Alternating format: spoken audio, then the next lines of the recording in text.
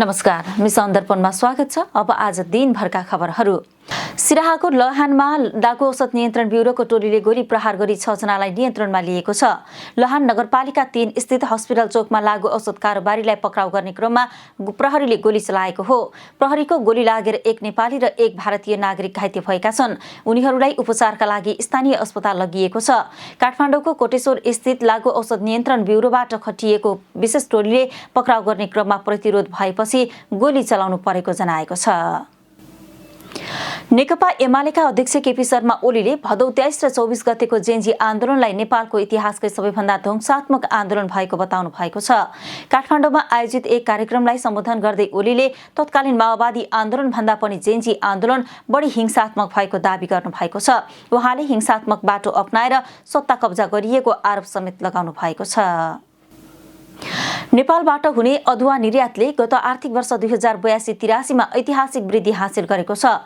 भन्सार विभागको तथ्याङ्क अनुसार अघिल्लो वर्षको तुलनामा अदुवा निर्यातबाट हुने आम्दानी करिब 3 गुणाले बढेको हो। अघिल्लो आर्थिक वर्ष 58 करोड 36 लाख रुपैयाँ बराबरको अदुवा निर्यात भएकोमा गत वर्ष यो बढेर 1 अर्ब 50 करोड 20 लाख रुपैयाँ पुगेको छ। गत वर्ष सबैभन्दा बढी ताजा अदुवा निर्यात भएको छ। 1 करोड 60 लाख किलो भन्दा बढी ताजा अदुवा निर्यातबाट 1 अर्ब रुपैयाँ भन्दा बढी आम्दानी भएको छ। यस्तै सुठो र धुलो अदुवाको निर्यातबाट पनि उल्लेख्य आम्दानी भएको छ। नेपालको अदुवा भारत, बंगलादेश, जापान सहित जर्मनी, नेदरल्यान्ड्स, युएई र अस्ट्रेलियासम्म पुगेको छ। ताजा अदुवाको मुख्य बजार भारत रहेको छ। नेपाल राष्ट्र बैंकले नगद विदेशी मुद्रा नेपाल भित्राउने र बाहिर लैजाने सम्बन्धमा नयाँ व्यवस्था लागू गरेको छ। नयाँ व्यवस्था अनुसार नेपाली वा विदेशी नागरिकले 5000 अमेरिकी डलरसम्म वा सो बराबरको अन्य विदेशी मुद्रा भन्सार घोषणा नगरी ल्याउन वा लैजान सक्नेछन्। भारतीय रुपैयाँको हकमा पनि अमेरिकी डलर 5000 बराबरको रकमसम्म घोषणा बिना ल्याउन र लैजान पाइने व्यवस्था छ। तर 5000 डलर भन्दा बढी रकम ल्याउँदा वा लैजाँदा भने अनिवार्य रूपमा भन्सार घोषणा गरी प्रमाणित गराउनु पर्ने राष्ट्र बैंकले जनाएको छ।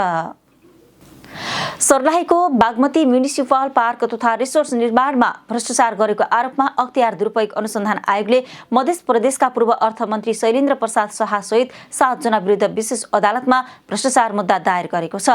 मुद्दामा तत्कालीन सचिव, बागमती नगरपालिकाका मेयर, उपमेयर, प्रमुख प्रशासकीय अधिकृत, उपसचिव र निर्माण कम्पनीका प्रतिनिधिलाई पनि प्रतिवादी बनाइएको छ। अख्तियारले निर्माण कार्यमा 39 करोड 39 लाख रुपैयाँ अनियमितता भएको दावी गर्दै आरोपितहरूमाथि फरक बिगो र जरिवाना माग गरेको छ।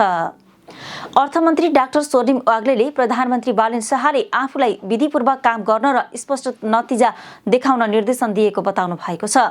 आन्तरिक राजस्व विभागमा आयोजित कर अधिकृतहरूको भेलालाई सम्बोधन गर्दै वाग्लेले प्रधानमन्त्रीलाई व्यक्ति होइन, कामको प्रकृति र परिणामसँग सरोकार रहेको बताउनु भएको छ। उहाँले सरुवा र बढुवामा राजनीतिक दबाव वा शक्ति केन्द्रको सोचलाई पूर्ण रूपमा निरुत्साहित गरिने पनि स्पष्ट पार्नु भएको छ। बागमती प्रदेशका मुख्यमन्त्री इन्द्रबहादुर बानियाले एमालेले छोडेका 3 मन्त्रालयको जिम्मेवारी कांग्रेसका 3 मन्त्रीलाई तोक्नु भएको छ।